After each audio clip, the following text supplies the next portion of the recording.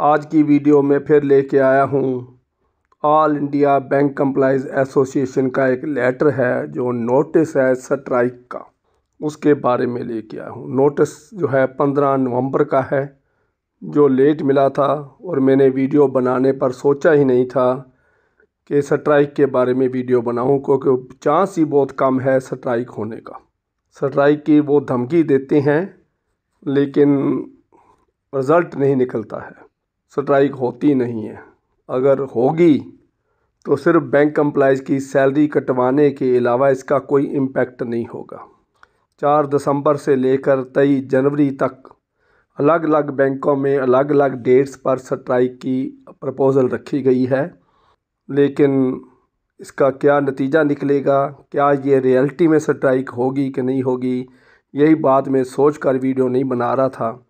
लेकिन फिर मैंने सोचा कि नोटिस है और बहुत टाइमली नोटिस दिया गया है, एज़ पर रूल उन्होंने नोटिस सर्व किया है और सभी बैंकों में, बड़े बड़े बैंक्स में स्ट्राइक है और एक एक दो दिन की स्ट्राइक रखी गई है। एक कॉमन स्ट्राइक है 19 और 20 जनवरी 2024 को, तो all India nation wide strike उन्होंने रखी है। तो वो सर्कुलर जो है आज मैं आपके साथ शेयर भी कर रहा हूँ।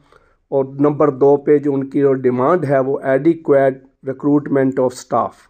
एडिक्वेट रिक्रूटमेंट ऑफ स्टाफ के बारे में उनकी नींद अब क्यों खुली है, अब ये समझ नहीं आ रहा। मुझे बार बार बोलना पड़ता है कि कोई भी बात सीधी तरह से नहीं हो रही है।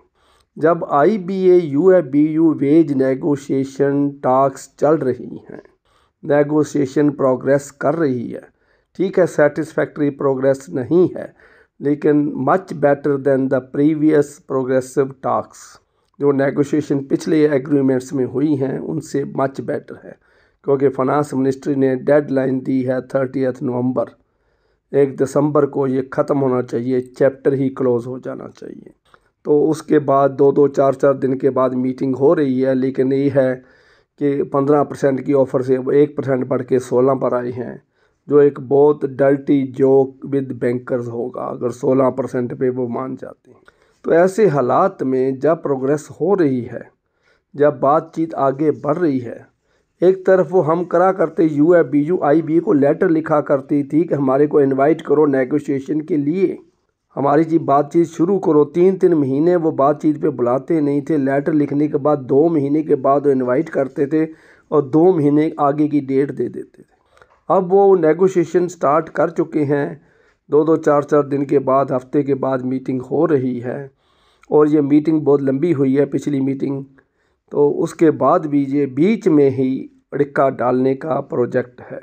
इसके पीछे क्या साजिश है, क्या कॉन्स्पिरेसी है, क्या इसका मतलब है, क्या इसका मीनिंग निकलेगा? नेगोशिएशन को स्टॉप करना चाहते हैं या और डिले करवाना चाहते हैं, या लेवी इकट्ठी करने की कोई साजिश है? ये इस मौके पर प्री मैच्योर स्टेज पर मैं कुछ नहीं कह सकता, लेकिन ये समय के साथ हमारे सामने बात आएगी। सबसे लार्जेस्ट ऑर्गेनाइजेशन है AIBEA, सभी बैंकों में इसकी यूनियन है, बहुत बड़ी यूनियन है, बहुत बड़ी स्ट्रेंथ है इसकी। तो इसके लिए क्या साजिश रच, इनके बिना, AIBEA के बिना वेज एग्रीमेंट नहीं हो सकता है, ये सभी को पता है। तो इसलिए इनकी जो इम्पोर्टेंस है वो अपनी है। अब ये स्ट्राइक की कॉल दे रहे हैं, 4 दिसंबर से दे रहे हैं, लेकिन 1 दिसंबर तक नेगोशिएशन ना हुई या एग्रीमेंट साइन ना हो सका तो 4 दिसंबर पर ये स्ट्राइक पर चले जाएंगे। तो स्ट्राइक की कॉल है, तो उसके बाद बीच में अड़िक्का डलेगा। अब ये देखिए, एडिक्वेट रिक्रूटमेंट की बात आज की नहीं है, वो खुद ही सर्कुलर में बता रहे हैं कि 2013 में जो स्टाफ था वो ज़्यादा था, 2023 में स्टाफ कम हो गया, जबकि जो वर्कलोड है बैंकों के ऊपर बहुत ज़्यादा पड़ गया है, मल्टी फोल्ड वर्कलोड है। अगर मैं ये कहूँ कि 10 साल में 10 गुना बढ़ गया है तो ये कम है, इससे भी ज़्यादा बढ़ोतरी हुई है, क्योंकि डिपार्टमेंट्स की सैलरी, सभी डिपार्टमेंट पहले सैलरी कैश लेके जाया करते थे, तो अपने डिपार्टमेंट में जाके खुद बांटा करते थे। अब ये सैलरी हमारे पास आ गई है, पेंशन हमारे पास आ गई है, तो सभी सेल टैक्स हमारे पास है, इनकम टैक्स हमारे पास है, पानी का बिल हमारे पास है, बिजली का बिल हमारे पास है। तो सभी तरह के जो प्रायोरिटी लैंडिंग है, लोन्स हैं, गवर्नमेंट की स्कीम्स हैं, जन धन योजना है, मुद्रा योजना है, जो भी है वो सारा वर्कलोड बैंकों के पास चला गया। अब सरकारी एम्प्लाई फ्री बैठे हैं। सरकारी एक कैशियर आया करता था, ट्रंक भर के कैश ले जाया करता था, सभी की सैलरी बांट दिया करते थे। अब वो ख़त्म हो गया। पेंशन जिसके पास पहले ट्रेजरी में पेंशन हुआ करती थी, क्या हाल हुआ करता, धूप में लोग खड़े हुआ करके, बहुत लंबी लाइन हुआ करती थी और वो खड़े रहते थे आराम से, कोई शिकायत नहीं थी उनको। और बैंक में आकर 1-1 लाख के सोफे पर बैठे हैं, एसी चल रहे हैं, ठंडा वाटर कूलर है, पानी ठंडा पी रहे हैं और बैंक को गालियाँ निकाल रहे हैं। ये हमारी कस्टमर सर्विस हुई है, ये हमारी तरक्की हुई है देश की। हमारा कस्टमर बैंक में बैठे ही बैंक के स्टाफ को गाली निकाल रहा है। उनको पेन देने के, लिखने फार्म भरने के लिए फार्म उनके आगे रखे हुए हैं, टेबल रखा हुआ है, स्पेक्स भी रखी हुई हैं, जिनके पास ऐनक की ज़रूरत है हर तरह के नंबर की ऐनक भी वहाँ रखी हुई है, कई तरह के पेन भी रखे हुए हैं और ग्राहक मित्र भी वहाँ बैठा है उनको बताने के लिए क्या फार्म कैसे भरना है। फिर भी वो नाराज़ हैं बैंक से। तो ऐसे हालात में एडिक्वेट स्टाफ की ज़रूरत बहुत ज़्यादा है, इसमें कोई शक नहीं है। AIB की डिमांड बहुत जेन्युइन है और स्टाफ बहुत कम हुआ है। आजकल तो ये हालात है कि 3-3 स्टाफ मेंबर सारी ब्रांच को चला रहे हैं। अब ऊपर काम के अलावा और कई हैं, जैसे कि कोर्ट की पेशियां जो हैं बहुत तंग कर रही हैं। कोर्ट में, लेबर कोर्ट में जाना, कंज्यूमर कोर्ट में जाना, लोक अदालत में जाना, हाई कोर्ट में जाना, लोअर कोर्ट में जाना, रोज़ ही कितने केस चल रहे हैं। तो सभी ब्रांच मैनेजर को फेस करना पड़ता है स्टाफ भेजने के लिए, कोई मेंबर नहीं होता है। उधर से RBO की पीर मीटिंग है, सिक्योरिटी मीटिंग है, पुलिस के साथ सिक्योरिटी करनी पड़ती है, मीटिंग होती है, ब्लॉक लेवल की मीटिंग है, लीड बैंक मीटिंग्स है। तो उसके ऊपर से प्रोडक्ट सेल का जो लालच दिया गया है इंसेंटिव AGMs को, AGM ब्रांच में फ़ोन करके सिर्फ यही पूछते हैं कि आज आपने पर्सनल एक्सीडेंट इंश्योरेंस के कितने केस करे, गोल्ड लोन के कितने केस करे, क्या आपने इंश्योरेंस बिजनेस डेवलप किया, क्या आपने SBI लाइफ वगैरह इंश्योरेंस कुछ करा।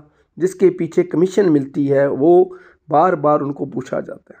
बाकी ये कोई नहीं पूछता कि कितने लोग तुम्हारी दाढ़ी को हाथ डाल गए, कितने लोग तुम्हारी ब्रांच को लॉक लगा के चले गए, कितने कस्टमर बुड़बुड़ा के चले गए, ये कभी नहीं पूछा जाता। तो ऐसे हालात में एडिक्वेट रिक्रूटमेंट जो होनी चाहिए बहुत ज़्यादा होनी चाहिए थी, लेकिन मुझे समझ इस बात की नहीं आ रही कि इस at this stage adequate recruitment की बात करना नेगोशिएशन चलते में ये गलत है, समय गलत है। दूसरी बात ये है कि क्या एडिक्वेट रिक्रूटमेंट 1 डे प्रोसेस है या 1 वीक प्रोसेस है या 1 मंथ प्रोसेस है। क्या 4 दिसंबर को हम स्ट्राइक करेंगे तो 23 जनवरी से पहले गवर्नमेंट बैंक रिक्रूटमेंट कर देगा? क्वेश्चन पैदा ही नहीं हो सकता है। बहुत लंबा प्रोसेस है, सारे इंडिया के स्कूल्स की बुकिंग होती है, क्वेश्चन पेपर सेट होता है, सारे सेंटर बनाए जाते हैं, स्टाफ की ड्यूटी लगाई जाती है, तो सभी को रोल नंबर इशू करे जाते हैं, फार्म भरे जाते हैं, बहुत लंबा प्रोसेस है। इट टेक्स मिनिमम 1 ईयर, 1 साल रिक्रूटमेंट करने में लग जाता है। हर एक को टाइम देना है, प्रिपरेशन का टाइम देना है, इंटरव्यू के लिए टाइम देना है, इंटरव्यू के बाद सिलेक्शन का टाइम, बहुत लंबा प्रोसेस है। तो ये सारा कुछ है। आज मैं 2-4 लाइनें उनकी पढ़ के भी सुनाता हूँ, सर्कुलर लंबा है तब, लेकिन मैं वीडियो में आपको दिखा रहा हूँ, देखना उसमें क्या बात करी है। ये 15 नवंबर का लेटर है, देखिए 15 नवंबर का ये लेटर है। सभी बैंकों के MD को, Bank of India, Bank of Baroda, Canara Bank, State Bank of India, Punjab and Sindh Bank, labour commissioner को और भी कई जगह पर उन्होंने, प्राइवेट बैंकों के MD, federal bank, Dhanlaxmi bank, CSB bank, सभी को लेटर लिखा गया है। और इन्होंने 4 दिसंबर को all India strike in PNB, Punjab and Sindh Bank and SBI। उसके बाद 5 दिसंबर को all India strike Bank of Baroda and Bank of India है। 6 दिसंबर की जो स्ट्राइक है Canara Bank and Central Bank of India. 7 दिसंबर को Indian Bank and UCO Bank. 8 दिसंबर को Union Bank of India and Bank of Maharashtra. 11 दिसंबर को all India strike in private banks है, सारे प्राइवेट बैंक भी साथ हैं इस बार। 2 जनवरी को strike by employees at all bank Tamil Nadu, अलग अलग स्टेट में, तेलंगाना, कर्नाटका में है। 3 जनवरी को strike by employees in banks in Gujarat, Maharashtra, Goa, Dadar, ऐसे हैं। 4 जनवरी, 5 जनवरी, 6 जनवरी और अखीर 15, 19 एंड 20 जनवरी को 2 days continuous all India strike in all banks. All banks, सभी बैंक्स में, सारे इंडिया में ये है। तो इसके बारे में उन्होंने ये लिखा है, many banks there has been a sharp decline in workload has increased, पर स्टाफ में डिक्लाइन हुआ है। सब स्टाफ जो है, मैसेंजर जो है, पीएन दफ्तरी वगैरह, ये भी कम हुए हैं। कहीं भी इन्होंने ये पीटीएस के बारे में नहीं लिखा है। मुझे दुख इस बात का है, पार्ट टाइम स्वीपर जो हमारी स्ट्रेंथ में हैं, हमारे भाई हैं, हमारे साथ ही काम करते हैं, उनके बारे में उन्होंने कहीं नहीं लिखा कि उनको परमानेंट कर दिया जाए या पार्ट टाइम से हाफ टाइम दे दिया जाए। कुछ उनके प्रोग्रेस के बारे में नहीं लिखा है। Volume of business has increase many fold, but because of the inadequate staff strength, the staff at the counter are finding it difficult to extend continuous and quality customer service। देखिए, जब staff कम हो और customer एक के ऊपर हो, line लंबी हो, तो आदमी वैसे इरीटेट हो जाता है, सर्विस विद स्माइल ख़त्म हो जाती है। तो ऐसे हालात में बैंक का जो इमेज है वो डाउन होता है और लेट सिटिंग एक कल्चर बन चुकी है बैंक के अंदर। और स्टेट बैंक ऑफ इंडिया, मेरा अपना bank SBI is very notorious for late sitting. 9 बजे से पहले SBI की कोई ब्रांच बंद हो जाए तो बहुत अजीब सा लगता है, ये क्या हो गया है। तो जब भी मैं जाता हूँ जहाँ मेरी पेंशन डीलिंग ब्रांच है, तो रात के 9 बजे मैं गुजरता हूँ तो खुली होती है। तो ऐसे ही हालात हैं बैंक के। एग्जिस्टिंग वैकेंसी बहुत कम हैं, क्लरिकल स्टाफ की वैकेंसी भी बहुत कम हुई हैं। तो मैं डाटा भी पढ़ के सुनाता हूँ आपको। Staff in public sector bank 2022-23 में कितना है और कितना प्लस हुआ, कितना माइनस हुआ। क्लरिकल स्टाफ जो स्टाफ 2006-07 में था 3,10,245 और ये 2023 में रह गया 257,771, -52,000 कम हो गया। तो इसका मतलब ये है कि मैनी फोल्ड इंक्रीज़ के बाद भी, और मैसेंजर के साथ भी देखिए 1,01,155 555 थे, अब -59,000 है। 141 से 1,01,000 रह गया। तो देखिए, इसी तरह अवार्ड स्टाफ, सब स्टाफ, ऑफिसर्स का तो बहुत ही काम ख़राब हुआ है, जो कि बहुत ही कम हो गए हैं। अब स्टेट बैंक ऑफ इंडिया के मैं ऑफिसर की बात ये दिखाता हूँ। State Bank of India officer जो थे, टोटल बिजनेस इन करोड़, इसको छोड़ो, मैं इसको दिखाता हूँ स्ट्रेंथ कितनी थी ऑफिसर्स की बैंक्स में। स्टेट बैंक ऑफ इंडिया में 1,34,736 ऑफिसर थे 2013 में। 2013 में 1,34,736 थे और 2023 में आज की डेट में 1,09,259 ऑफिसर्स।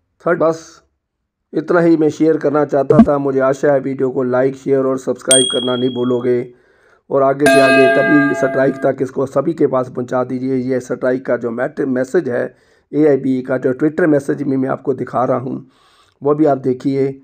तो उसके बेस के ऊपर ये वीडियो बनाई गई है, तो सभी के पास इसको पहुंचाने की कोशिश करें। Thank you very much.